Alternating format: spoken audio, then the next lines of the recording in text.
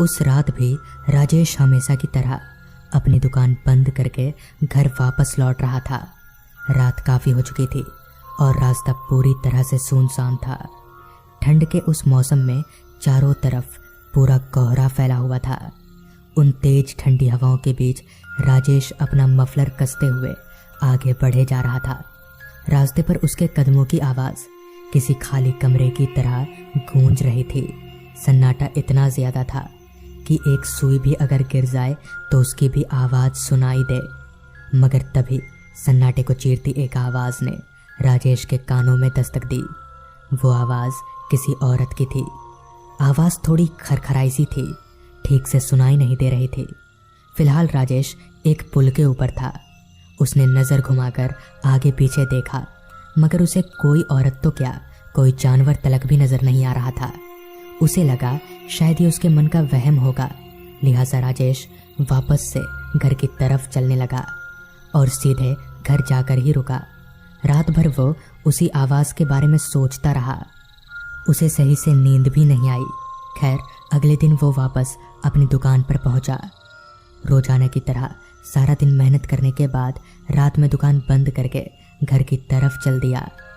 रोजाना की तरह ही आज भी रास्ते का आलम वैसा ही था, सुनसान और अंधेरे में घिरा हुआ।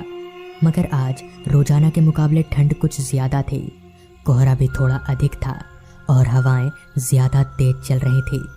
राजेश तेज कदमों से अपने घर की तरफ आगे बढ़े जा रहा था। चलते चलते राजेश वापस उसी पुल के पास पहुंचा तो आज भी पुल पर कहीं कोई नज़र नहीं आ रहा था। खैर, राजेश चलता रहा। रात हर पल और भी ज़्यादा गहरी होती जा रही थी और ऐसे में किसी भी इंसान का ना दिखना स्वाभाविक ही था। मगर तभी फिर से राजेश के कानों में वही कल रात वाली आवाज़ आई, किसी औरत की आवाज़। मगर इस बार आवाज़ बिल्कुल साफ थी, जो कह रही थी, भाई साहब मुझे बचा लो, मैं मरना नहीं चाहती, प्लीज़ प्लीज़ मुझे बचा लो भाई साहब। आवाज़ राजेश के पीछे से आ रही थी। वो तुरंत पीछे पलटा तो पाया कि एक औरत पुल के रेलिंग के ऊपर खड़ी है और वहीं से ये सब चिल्ला रही है। राजेश पल भर के लिए थोड़ा घबरा सा गया। उसे समझ ना आए कि वो क्या करे। तभी उसने चिल्लाकर उस औरत से कहा, आप ऊपर क्या कर रही हैं? नीचे उतरिए। मगर वो औरत अपनी ही धुन में बस ये बोले जा रही थी कि मुझे बचा लो। राजेश समझ चुका था कि वो औरत क्या करने जा रही है। राजेश देख पा रहा था कि अगर उसने आधा कदम भी आगे बढ़ाया तो सीधे मौत के मुंह में जा गिरेगी। लिहाजा वो धीरे धीरे उस औरत को अपनी बातों में बहला फुसलाकर उसकी ओर जाने लगा।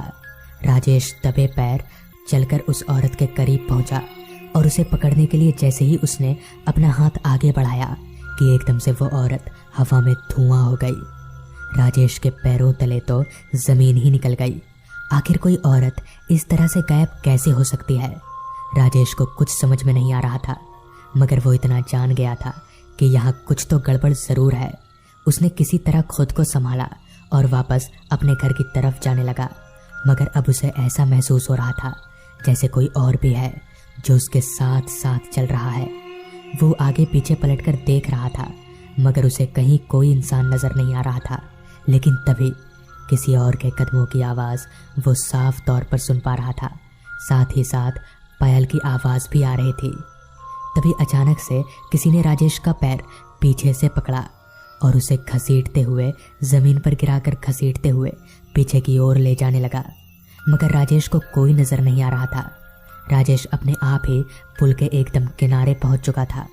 मगर तभी सामने से 2-4 बाइक वहां पहुंच गए। उन्होंने राजेश को देखा और उसकी मदद की।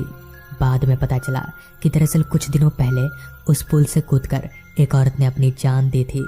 तब से उसी की आत्मा वहां भटकती रहती है। तो दोस्तों, ये थी आज की कहानी। अगर आपको ये कहानी पसंद आई हो तो चैनल को ज़रूर सब्सक्राइब